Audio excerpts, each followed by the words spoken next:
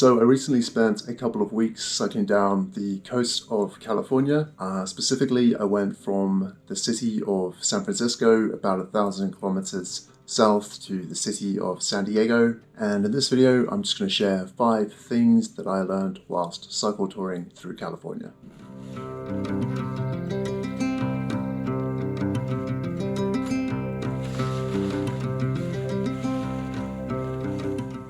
So one thing I learned is that it can be quite hard to make reservations for campgrounds while cycle touring through California. So the two main sites seem to be recreation.gov and reservecalifornia.com. So recreation.gov is a nationwide site, and it is used to make bookings within campgrounds that are within national parks, whereas Reserve California is used to make bookings for campgrounds that are within state parks.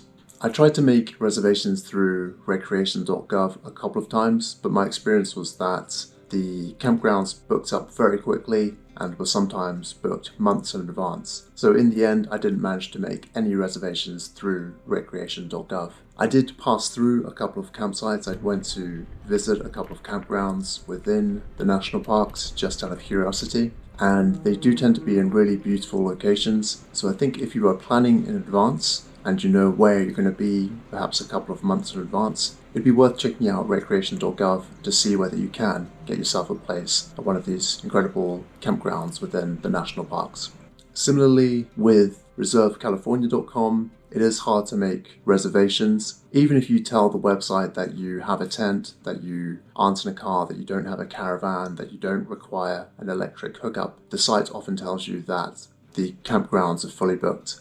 However, my experience was that if you just turn up at these campgrounds within the state parks, they will often have places for hiker-bikers. So these are just simple areas with a few picnic benches, maybe a few fire pits, and they typically charge about $5 to $10 to stay in these hiker-biker spots. So my approach to camping in campgrounds while cycle touring through California would be to just show up at the state grounds, ask whether they have biker-hiker camping, and in most cases, I think you will find that they do. If you feel like you need a break from the tent, if you feel like you need a night in a bed, of course you can also stay at a hotel or a motel instead. I did this a few nights, and I usually used the website booking.com, and that was usually pretty easy. I typically paid about $80 to $100. So the US and California in particular tend to be quite a bit more expensive than many other locations. So even though it's definitely possible to stay in hotels and motels whilst just cycle touring through California, just bear in mind that if you're doing a longer trip, you're going to need quite a big budget to fund that.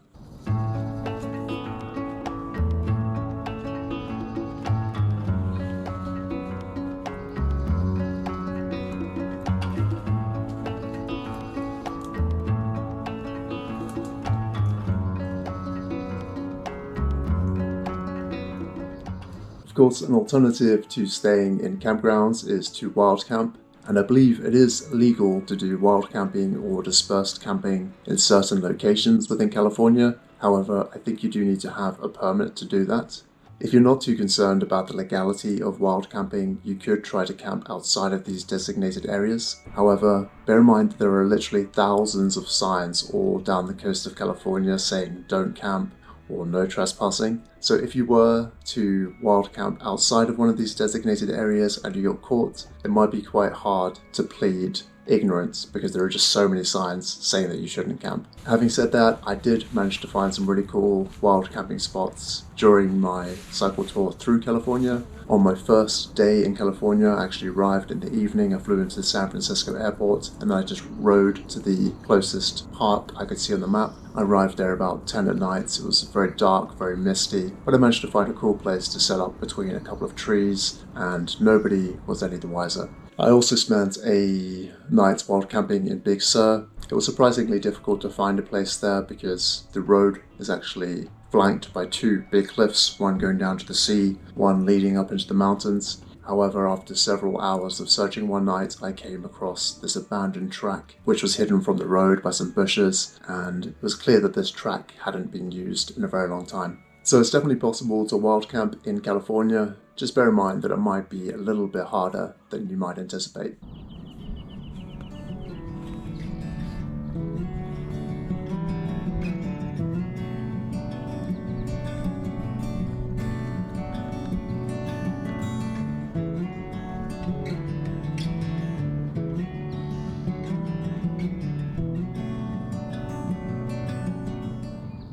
Something else to bear in mind when you're cycle touring through California is that it does get cold. California has this reputation of being this place which is super sunny, super warm all the time. People are always outside, but it does get cold. Of course, the time of year is going to affect the weather. If you go to San Francisco in the winter, for example, it typically gets down to about 9 degrees centigrade in January, which I believe is about 46 Fahrenheit. But even in summer, it gets down to about 12 degrees centigrade or about 55 degrees Fahrenheit. So if you're cycle touring through California, I would bring lots of layers so that you can wear maybe a t-shirt during the day and then put some jackets on when it starts to get a bit cooler.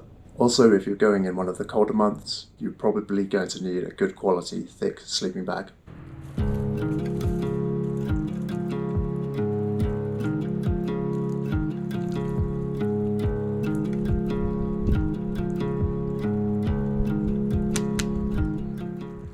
One thing that makes cycle touring through California just a little bit easier is that there are loads of public toilets and loads of public drinking fountains. In fact, according to one strange list on a website, out of the top 10 cities with respect to the ratio of population to public toilets, California has 4 of those cities. This might make no difference to you if you're staying in campgrounds or staying in motels because you're going to have these facilities anyway. But if you're trying to do a really budget trip for which you're trying to stay in the wild as much as possible, it's really useful to have these facilities. So the abundance of public toilets and drinking fountains is just one thing that makes cycle touring through California just a little bit easier.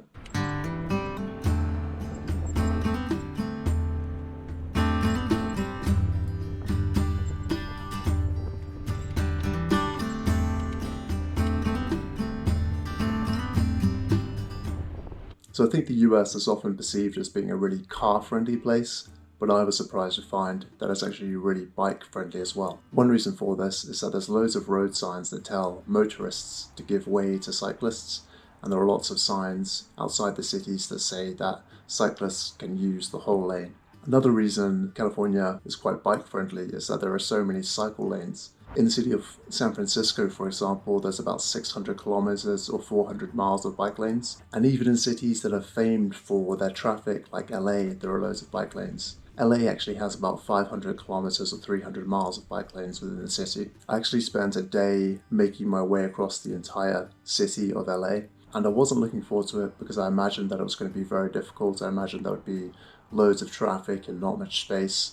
And even though there were some less enjoyable moments because sometimes being amongst the traffic was unavoidable, I actually spent most of the day on these beautiful cycle lanes that cut through the beaches. And so even crossing a city like LA, which is huge and is famed for its traffic, that actually turned out to be quite easy. So even though America might have this reputation as being a very car-friendly place, California actually turns out to be pretty bike-friendly too.